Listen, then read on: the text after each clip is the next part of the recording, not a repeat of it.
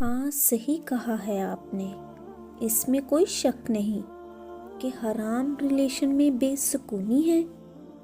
گانے سننا، بے حیائی پھیلانا، گرل فرینڈ بوائے فرینڈ بنانا، یہ سب ٹھیک تو نہیں ہے، مگر اللہ ہمیں ہدایت دے گا تو ہم بھی یہ چھوڑ دیں گے۔ یہ سب بہت بڑی غلط فہمی ہے آپ کو۔ اگر آپ کو کوئی یہ بتا رہا ہے کہ آپ جو کر رہے ہیں وہ غلط ہے، جس نے آپ کو بنایا ہے، اس نے آپ کے لیے سب کو حرام کیا ہے، پھر بھی اگر آپ اسے سننے کے لیے تیار نہیں، ماننے کے لیے تیار نہیں، تو پھر ہدایت آپ کو کیسے مل سکتی ہے؟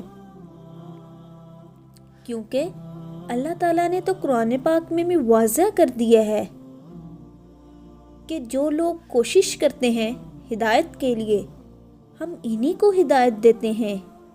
کوشش کا ورڈز آیا ہے کہ اگر کوشش کرو گے تو تب بھی ہدایت ملے گی۔